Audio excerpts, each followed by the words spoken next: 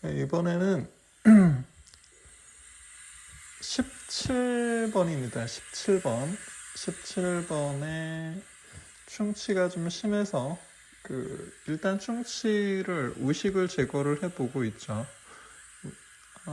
근심에 우식이 꽤 깊어서 일반적인 수복 치료가 아니라 아마도 신경 치료가 들어갈 것 같습니다.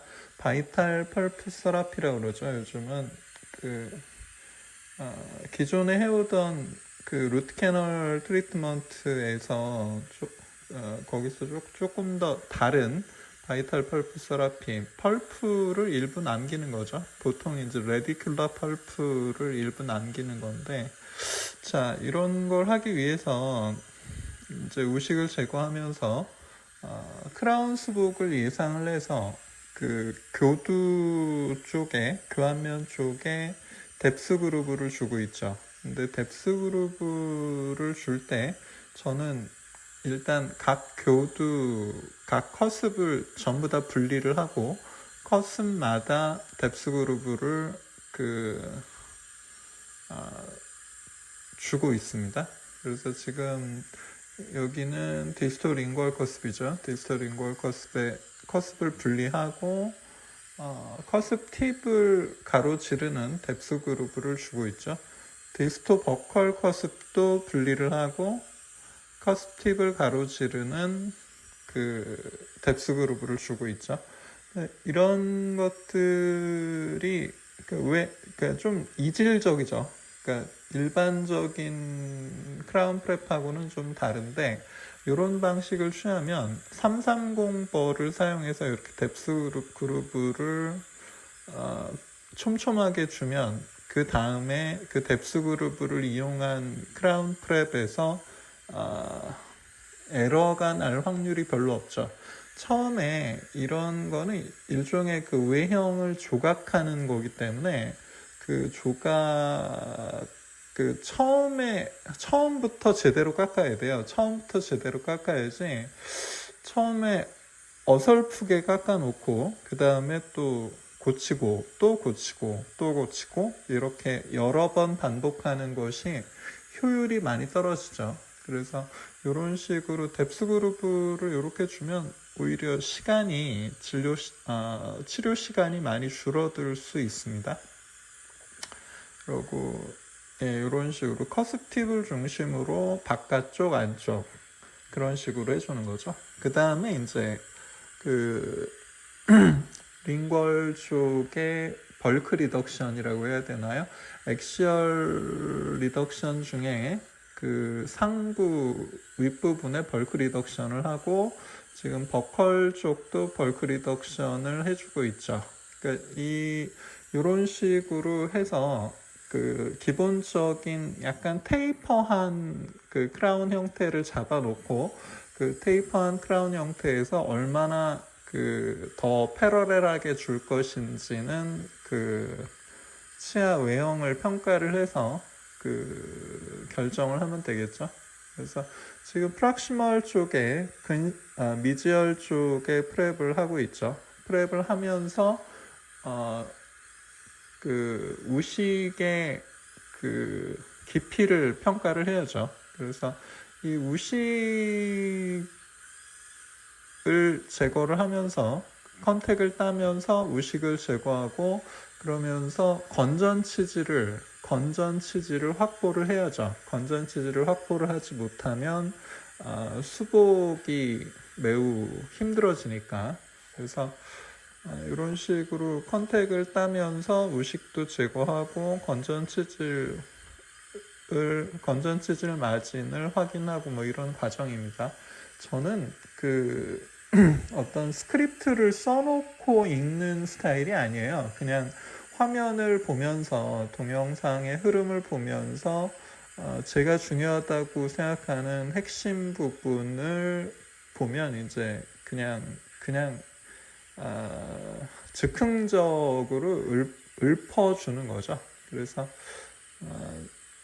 디스탈도 이렇게 하고요. 그 다음에 우식 제거를 330으로 다시 제거를 하고 있습니다.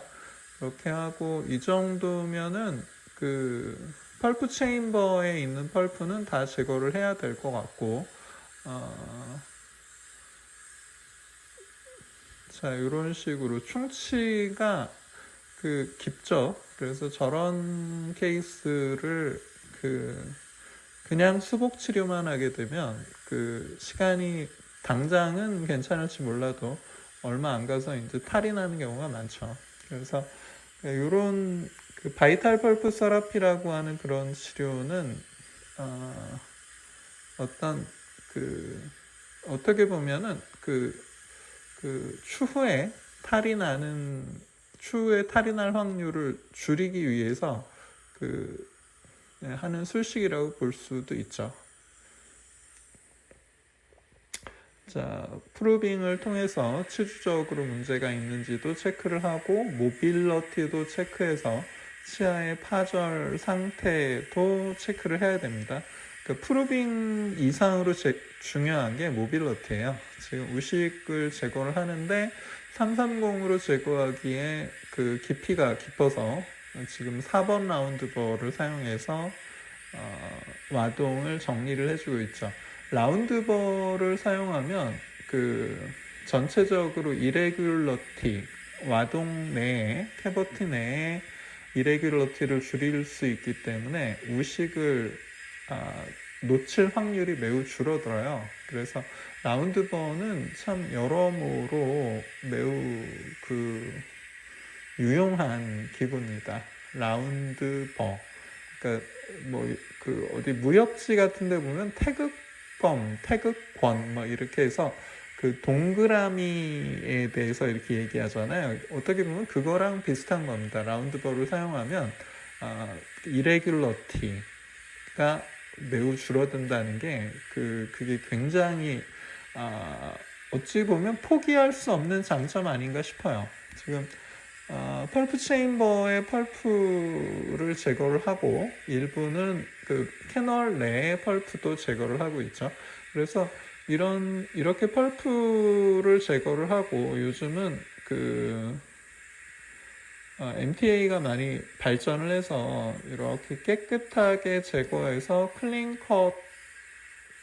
컷을 확보를 하면, 클린 컷만 진행을 하면 그 다음에 탈이 굉장히 없죠.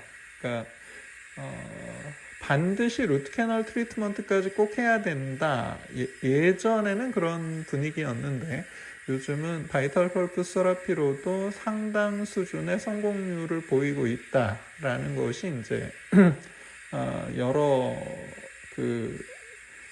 단체에서 여러 선생님들 간에 이제 컨센서스로 만들어지고 있죠.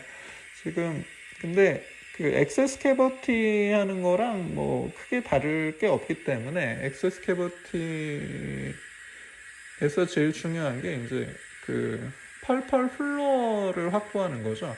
펄펄 플로어를 제대로 확보하면서 그걸 확보하기 위해서 필요한 터셔리 덴틴, 펄프스톤, 이런 것들을 제거하는 그런 과정입니다. 이게 이런 과정에서 이제 현미경처럼 어떤 시각적인 보조 장비가 꼭 필요하죠. 그래서 지금도 우식은 계속적으로 보이는 족족 다 제거를 해줘야 돼요. 그러니까 충치를 한 번에 제거하기는 사실 어렵습니다. 아무리 제거해도 또 보이는 게 우식 이거든요. 그래서 하여튼 우리가 할 수 있는 최선을 다해서 깔끔하게 와동도 깨끗하게 하고 펄프 티슈도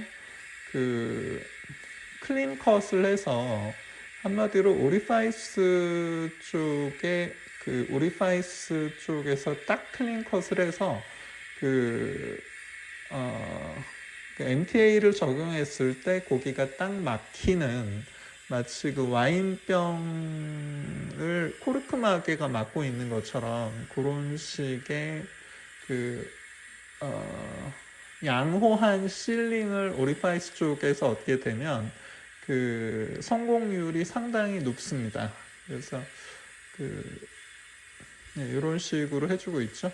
지금 라운드벌을 2번, 1번, 그 다음에 4분의 1번 이런 식으로 그 3개의 벌을 사용을 했죠. 그러니까 4분의 1버 같은 경우는 길이가 그 조금 더 길어서 제가 사용하는 4분의 1번은 그래서 이런 식으로 거의 그 근관에서 그 근관 오리파이스에서 더 들어가서 레디큘러 펄프의 일부를 제거하는 수준인 경우도 많죠. NaOCl도 써주고요. 이렇게 해서 근데 NaOCl을 써주지만 그 아주 오래 쓰진 않아요. 적절히 쓰면 됩니다. 그냥. 그리고 지금 이렇게 해주고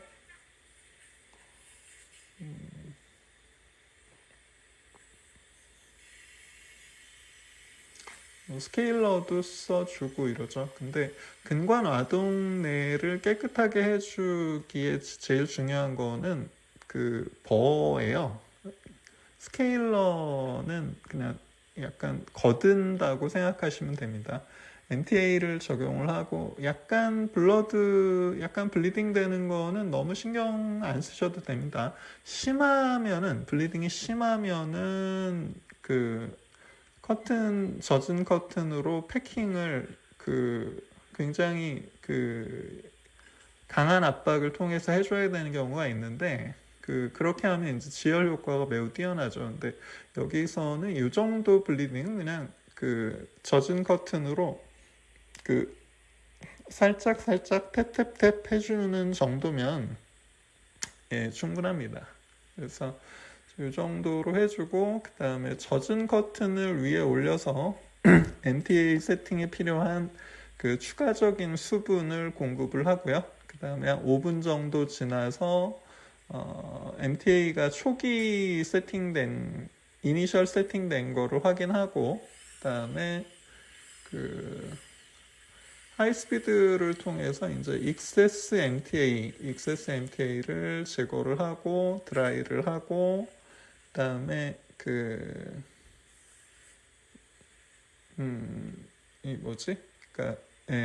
후지나인 엑스트라 같은 오토믹스 GI로 저는 코어하는 거를 선호합니다. 여기서 레진을 쓰는 것보다 저는 장점이 더 많지 않나, 이렇게 실용적이지 않나 이렇게 생각을 합니다. 그리고 젖은 커튼으로 형태를 어느 정도 몰딩을 해주고요. 그 다음에 몇 분 기다려서 프랩을 하면 됩니다.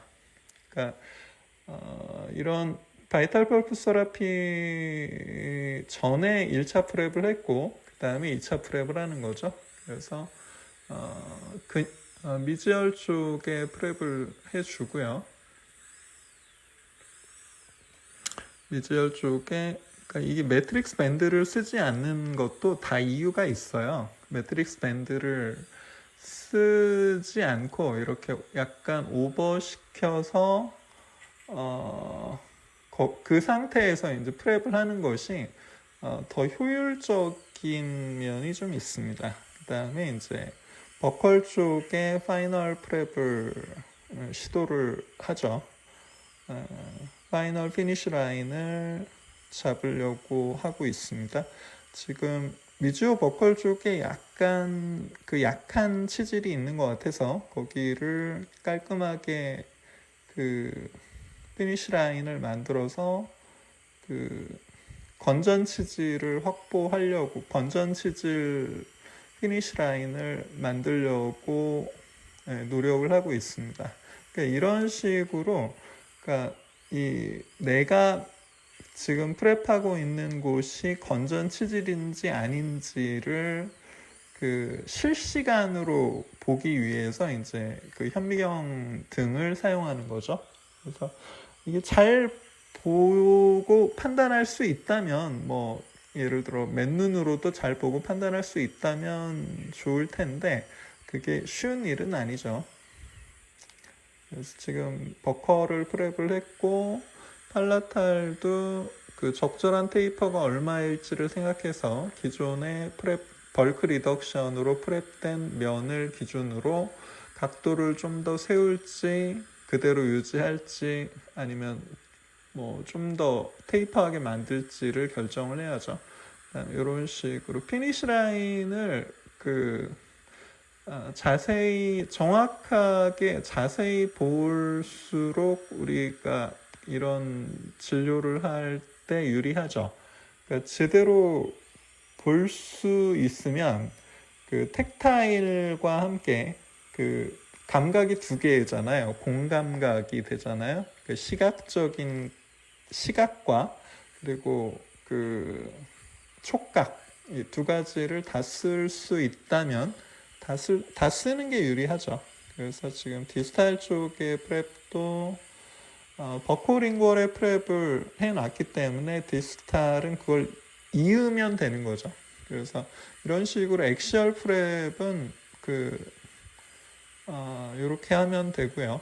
7번이 6번보다 뭐 좀 더 어렵다라고 생각할 수 있지만 실제로 미러워크가 잘 되면 그 난이도의 차이가 거의 없죠. 지금 미러에서 에어가 나와요. 에어 미러라 그러나 이 무슨 그 회사 이름은 기억이 잘 안 나는데 M3라는 에어 미러가 있거든요. 그래서 그 미러를 사용하면 컴프레서에서 나오는 그 압축 공기가 그대로 에어에 적용이 돼서 그 물이 튀면서 생기는 그 진료의 딜레이가 줄어들기 때문에 진료의 효율이 매우 높아지죠. 네, 이런 식으로 해서 근심 쪽의 피니시 라인도 잡아주고 있죠. 그래서 이럴 때 우리가 핸드피스를 사용해서 어떻게 움직여야 이런 스트로크가 가능한지를 그 스스로 그 트레이닝을 통해서 그 만들어 가야죠. 그래서 이런 식으로 하고 그다음에 지열제 알루미늄 클로라이드인가요? 25% 알루미늄 클로라이드 회사 이름 뭐였더라? 비스코스텟 클리어인가? 그 제품을 쓰는데 요즘 지열제가 여러 회사에서 나오죠. 되게 지열제가 옛날에 비해서 되게 좋아진 것 같아요. 그래서 이런 식으로 하고 이렇게 살짝 잇몸이 연조직이 살짝 어브레이전 된 정도는 이런 지열제를 통해서 그 해결이 많이 되고 있는 것 같습니다. 그렇게 해서 이제 지혈이 된 모습이고 이제 그 보철 과정으로 이제 진행을 하면 되겠죠. 자, 오늘은 여기까지 하겠습니다. 좀 말이 두서 없이 그냥저냥 얼기설기 진행을 했는데 어떻게 도움이 좀 되셨으면 좋겠습니다. 여기까지 하겠습니다.